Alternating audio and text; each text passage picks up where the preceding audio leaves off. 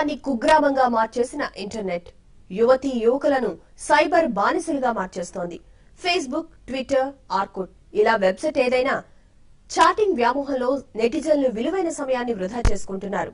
అతిగా ఇంటర్నెట్ వినియోగిస్తూ లేనిపోని ఆరోగ్య సమస్యలను కొని తెచ్చుకుంటున్నారు.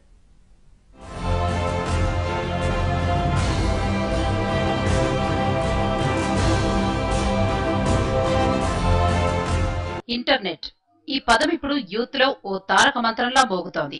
హై స్కూల్ పిల్లాడి నుంచి పీజీ స్టూడెంట్ వరకు అందరూ మహాసముద్రం లాంటి ఇంటర్నెట్ లో మునిగి తేలుతున్నారు. టెక్నాలజీ అందుబాటులోకి రావడం, ఇంటర్నెట్ పరిధి బాగా పెరగడంతో రోజు రోజుకు నెటిజన్ల సంఖ్య గణనీయంగా పెరుగుతోంది. ఇంట్లో ఉంటే పర్సనల్ కంప్యూటర్, బయటకు వెడితే ల్యాప్టాప్, మొబైల్ ఫోన్స్ కు అతుక్కుపోతున్నారు. ఇక ఇంటర్నెట్ వాడుతున్న వారిలో 15 నుంచి 35 సంవత్సరాల ఏజ్ గ్రూప్ వాళ్లే ఎక్కువ ఉంటున్నారు. నెట్ వాడకం మితిమీరిపోతుండటంతో లేనిపోని ఆరోగ్య, మానసిక సమస్యలను కొని తెచ్చుకుంటున్నారు. అయితే పరిమితులకు లోబడి నెట్ వాడకం మంచిదే అని విద్యార్థులు అభిప్రాయపడుతున్నారు. ఒకసారి కనుక మనం ఆలోచిస్తే చాలా నష్టాలు కూడా ఉన్నాయి. అది ఎంతవరకు అంటే అది యువత చేతిలోనే ఉంది. మనం కరెక్ట్ గా యూజ్ చేసుకుంటే, ప్రాపర్ యూజ్ లో ఉంటే మనకు చాలా అడ్వాంటేజెస్ ఉన్నాయి. కానీ అంతేకాకుండా మనము ఈ రోజు ఎలా మిస్యూజ్ చేస్తున్నామంటే, ఒకే ఇంట్లో ఉంటూ అన్నా చెల్లె కూడా యూజ్ చేస్తూ ఉంటారు.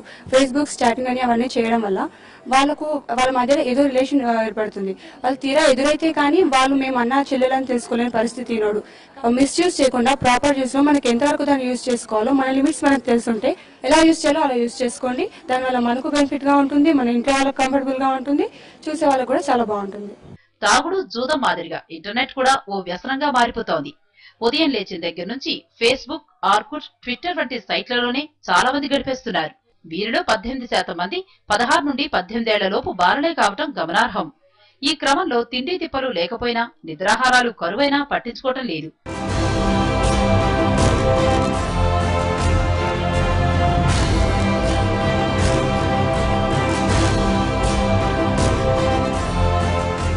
ఇక ఇంటర్నెట్ లో ఎక్కువసేపు గడిపే వారు చాలా మంది ఫోన్ సైట్ల బ్రౌజింగ్ లో మునిగి తేలుతున్నారు. ఇలా ఇంటర్నెట్ వ్యసనానికి బానిసైన వారిలో 12% మంది అనేక మానసిక రుగ్మతలకు గురవుతున్నారని నిపుణులు చెప్తున్నారు. ఏది ఏమైనప్పటికీ కూడాను ఒక్కటి మనం గమనించాల్సిందంటే, పిల్లలకి వాళ్ళ ఎమోషనల్ కంట్రోల్ లేకుండా పోతుంది. తల్లిదండ్రులు వాళ్ళని కంట్రోల్ చేయలేకపోతున్నాము. దాంతో ఏంటి, సమాజపరంగా వీళ్ళలో బిహేవియర్స్ రావటం, తర్వాత సమాజంలో ఇలా స్ప్రెడ్ అవటం లేదంటే యువత వాటికి వెళ్ళిపోయి వాళ్ళు మామూలు మార్గంలో చక్కగా చదువుకోవటము, కెరీర్ గురించి ఆలోచించుకోవటం, ఉద్యోగాలు చేయటం, ముందుకు తీసుకెళ్లాల్సిన యువత ఈ విధంగా పాడైపోయి మంచి తెలివిగల పిల్లలు కోల్పోతుందని మనం అనుకోవచ్చు. అవసరం ఉన్నా లేకపోయినా ఇంటర్నెట్ బ్రౌజింగ్ లో మునిగి తేలటం మంచిది కాదని మానసిక నిపుణులు హెచ్చరిస్తున్నారు.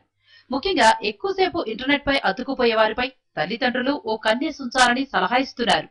దీంతో పాటు పోర్నో సైట్లను వాచ్ చేయకుండా సెక్యూరిటీ పరిమితుల్ని వినియోగించుకోవాలని చెప్తున్నారు. పెరుగుతున్న శాస్త్ర సాంకేతిక రంగం యువతను తప్పుదోవ పట్టిస్తుంది. అధిక శాతం మంది ఫేస్బుక్, ట్విట్టర్ లాంటి సామాజిక సైట్లకు గంటల తరబడి అతుకపోవడంతో మానసిక రుగ్మత తప్పవని నిపుణులు హెచ్చరిస్తున్నారు. సో అతిగా ఏది చేసినా అనర్థమని తెలుసుకోండి. కెమెరా పర్సన్ కేఎంఎస్ తో కలిసి నరేందర్, TV5 హైదరాబాద్.